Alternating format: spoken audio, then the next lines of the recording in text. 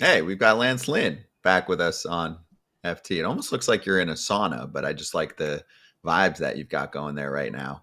What's up? No, we're in the golf simulator. Ooh, golf simulator. I like that. All right. So, how's life right now? Where are we at? We're good. We got just playing car pickup with the kids at school and doing all that stuff, and seeing if anybody needs somebody that is going to make starts and has been in the big leagues for a little bit, or if they're just going to go young and hope for the best. So it makes starts because the last time we brought up Lance Lynn, we had a little conversation, the three of us, and we had a vote. Lance Lynn, closer or no closer? Because there was some rumors put out there. There was, and there were some calls about it too. But when you get going there, and nobody wants to talk about any money, they just want to bring up ideas. So, the idea was floated around to what it would be like to relieve in the back end and what it would look like. And I was like, yeah, if the opportunity is there and it fits and could be something that could be fun. But really, it was kind of just one of those things where conversations happened, but nothing came of them. Wow. All right. I want you as a closer. I need you as a closer because I can only imagine how many bad words you would say that we can't repeat on this show. How many fist pumps and also other areas in the body that we would touch that we are not allowed to Just a, show. it's Right? just a whole In one skit. inning. Yeah, whole I mean, skit. think about it. You could have music. You could have the late show. You could have the big beard, Brian Wilson style coming out there. And then every punch out, you can act the fool, do the whole skit. Crowd goes wild. You get the save. You chuck the ball over the center field wall like Trevor Bauer. I mean, it's a whole thing we could do here. Yeah, there's a lot there, and I think that's kind of why people kind of ran with it a little bit. Obviously, you don't know what's going to happen. There's guys that spring training happens, starters, relievers, pitchers get hurt rather quickly, so you don't know where the fit is. You just got to see what the money's going to be, and for people to make some moves here. Everybody's been on this little freeze out ever since the Dodgers started deferring everybody's contract and got everybody on the free agent market. So maybe they need like a fourth closer. Maybe they need a fourth closer who can eat innings, like the biggest hybrid of them all. Yeah, they've got plenty of guys that they're going to have to figure out how to move all around. And I heard you guys talking about Dave, and Dave's going to figure it out. Being able to play for him, seeing him maneuver the clubhouse, maneuver the media, maneuver everything evolving. It was an honor to play for him. He was a very great communicator, and he was a great leader, and as a guy that was fun to play for. That's for sure. So what would I mean? Let's Go ahead, Kratz. Go ahead. That sounded like a little bit of I want to play for the Dodgers right there. Like I want to go back. I'm just saying. I don't know if I've ever heard Lance talk about. I mean, the only other manager I've ever heard Lance Lynn talk that highly about is Mike Matheny. That's not true. It was Tony La Russa, but that was a good try. But like I said, I've had the luxury of playing for some good managers, and when you're talking about managers and what they mean to ball clubs, it does get undervalued, and that's coaching staffs in general, and the way that they are, put in there. They have to, they're there all dang day, and all the stuff they go through and all that. And if you're able to keep a group together, and I got to see it with Dave firsthand, so I'm with you on that. They definitely get undervalued. All right, so back to the closing thing. Let's paint that picture because AJ said a big beard, fist pumping, grabbing your nether regions. Well, all that stuff we already have that. What music? What would you come out to get the boys hyped, to get this crowd going?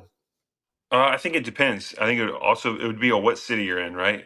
So each city's going to have a different vibe, would have a different type of thump to it. So I think once you figure out what city you're in, get the feel of the fans, and what kind of this how the stadium will bump a little bit, then we can figure out what we want. So there's a wide variety of songs you can go with. It just depends on the city you're in and what the fans you feel like are gonna get them going.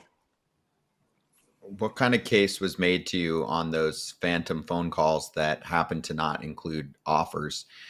Like, why did they have that conversation? Hey, we think maybe you could be a reliever. What else did they say to try and talk you into it?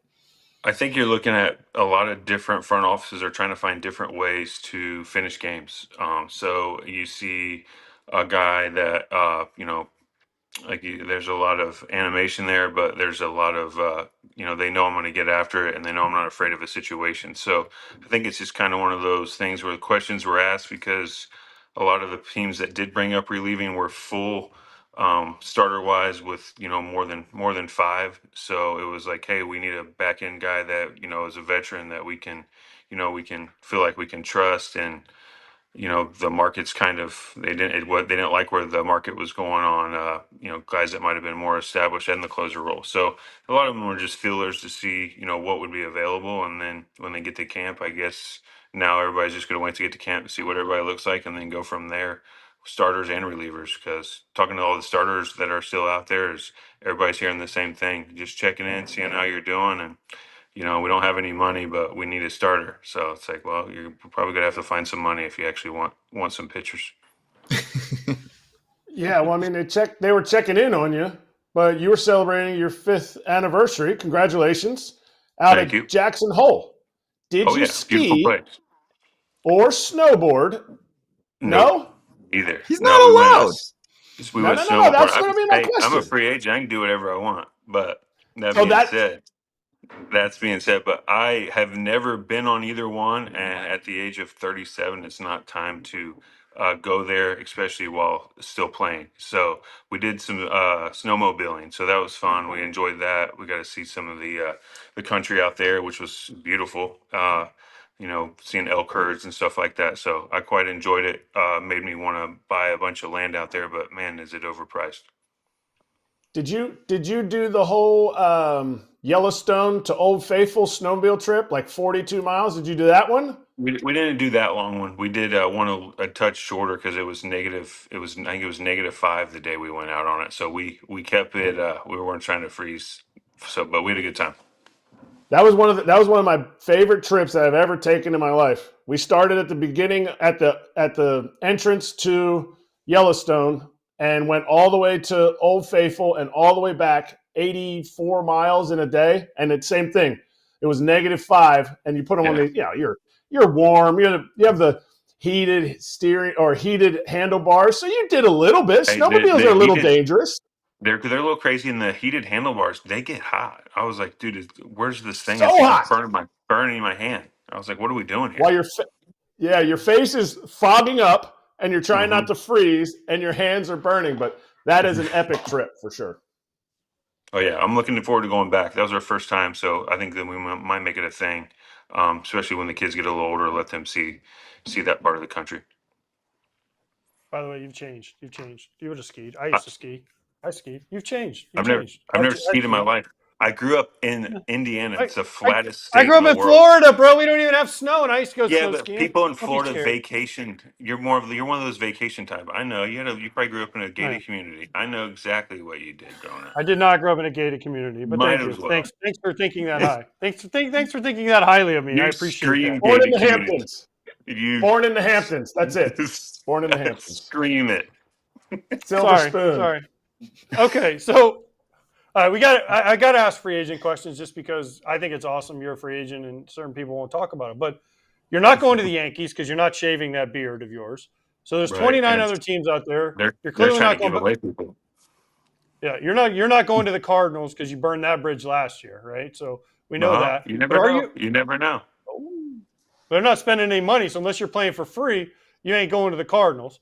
Hey, I think he's going to the Cardinals. Money, but why not? Why are you ruling out? It sounds like they're trying to get rid of some money. So with an auto trade, so we'll see. So you just never know. You never know where anything goes, especially when camp starts next week, and all the guys that are 20 to 25 aren't ready for the big leagues. Like most of us already know they're not.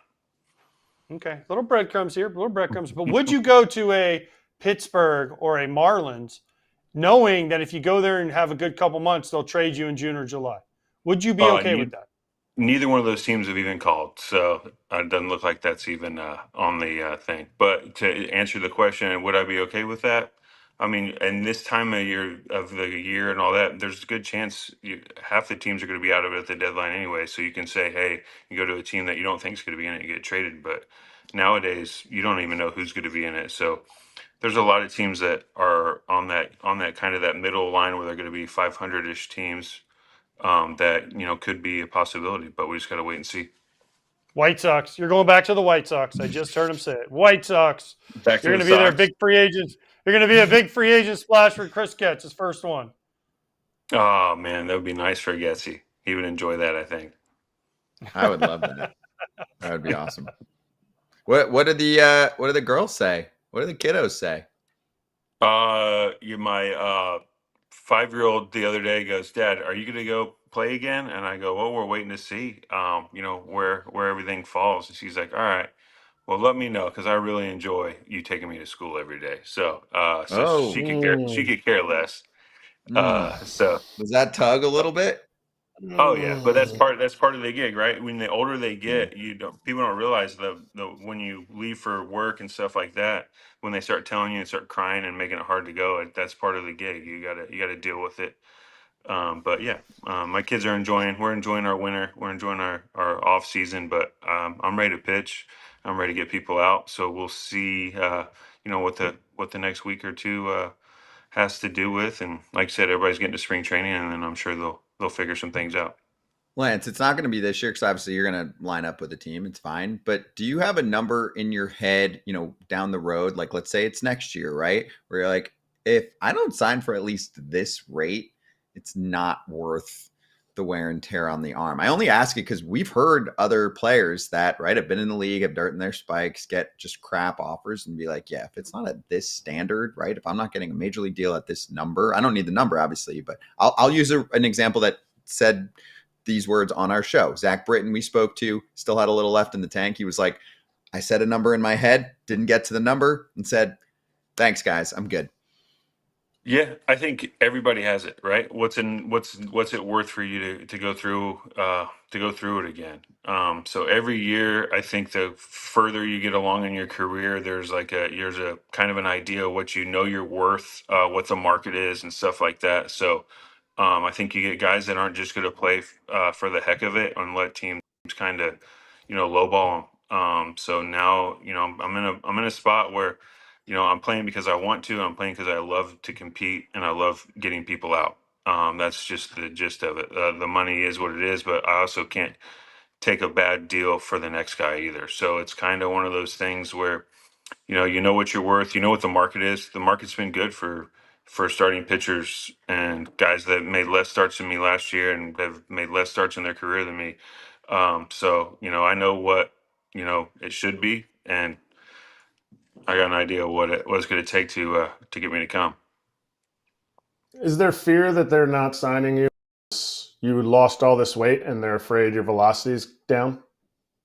No, because to be honest with you, weight wise, it's not going to affect the velocity. It's not like I went down to 200 pounds. I made it to where I can actually move a little bit better. I got a little bit more flexibility. So all in all, physically, I'm in a better spot than I've been, for a couple of years now. So I'm looking forward to that. And like I said, I've got a number in my head. I know what I'm worth. I know what I'm capable of. And, worst case scenario, I got myself ready for boat season this summer. There you go. Exactly. All right. I got good news that we're going to get into later in the show. There was an article that came out just before the start of this show about the uniforms and that they have returned to normal. I don't know all of them. Obviously, spring training hasn't started with everyone, but it seems like they had this brilliant idea to actually go back to 2 years ago. It had been talked about towards the end of last season. So with this news coming out, it was Stephen Nesbitt from The Athletic who's been covering this story for a year plus. Does that make you excited that when you do eventually get to spring training, uniforms are going to fit? Huge news. And I heard this from almost every player. You will have pants that are actually fit and not put in like 3 or 4 sizes and just saying everybody's the same size in these 3 sizes in Major League Baseball. So I don't know if you've seen this, but basically everything back to 2 years ago now. Your thoughts? No, that'd be good. I mean, I think they had a pretty good thing going. I think obviously whenever something changes and when they try to tell you, hey, this is exactly what you had, and it's pretty damn obvious it's not, I think that's what pissed everybody off. just be transparent and be truthful. I think they had about 4 different cuts of jersey and 4 different cuts of pants, and they said, "Hey, this is your custom," but we all knew better. I think most guys got it all figured out throughout the year with the little modifications, and the clubbies did an amazing job of making sure guys got comfortable. But I'm glad that they finally told the truth, and we got back to what they said we were supposed to have in the first place. Yeah, transparency's great. It helps, right? To be No, comfortable. yeah. I want to know what'd you do to lose the weight? What'd you do to lose the weight besides chase kids? Because Rowdy said he did Pilates. You ain't doing no Pilates. I mean, No. we know you don't eat salads. We went through that a couple years ago. So what'd you do? No, I didn't. I went a little bit on that carnivore diet for one thing, and then to be honest with you, I changed a lot of my workout stuff and did more circuit training stuff, and did more throughout the week, but like less, I would say less bulk. So you used to back in the day where you're like, hey, we're got our leg days these days and our upper body these days. I went more full bodies throughout the week and more circuit training, which helped, speed up the metabolism and get things moving, and then added some cardio on top of it. And then just kind of slowly monitored what I wanted to do, with the knee. And then it just kind of happened pretty easily. There you go. That's cool. Carnivore, I think, is a little like paleo, right? It's very similar. But I feel like, I mean, paleo, you just got to, paleo's a little different, but yeah, all in all, it's got a similar ring to it. But, as long as you're eating and getting the protein in, you're not losing any of that muscle mass. That was the main thing I was concentrating on. Yep. I like that. Gabe, I call it caveman. Gabe and Lance. Gabe and Yeah, Lance. it Gabe fits- Kapler and it Lance. fits. Same. It fits. Same yeah. body. You walk in with your, walk in with your, what do you walk in with his boots on, drop some pull-ups and eat a ribeye. That was Dave's skit, right? Or Gabe's skit. That's what I heard. Gabe I don't at know. one point would only I've never eat played bacon. for him. Oh my gosh. There was one point, we're I talking heard about he had Gabe one. Kapler. He would have Dude, I like could tell you some amazing pounds stories. of bacon for like half the day. And I'm like, that's it? He's like, yep, just bacon. I'm Yep. like, what is going on? But the dude is shredded beyond belief. Also, Yeah. at the finish line here, your daughters are going to Wait, love go that, like this that again. Go like this. reaction what at was the that? end. I don't know what The that. What fireworks. Yeah. You got to That's show your daughters. That's how we're closing games. Yeah, That's how we close the game. Yeah, exactly. See? I like that. That's next level. Well, Lance, good to see you, dude. When we catch you next, we will talk about spring training. All right. Sounds good, guys. You guys have a good one.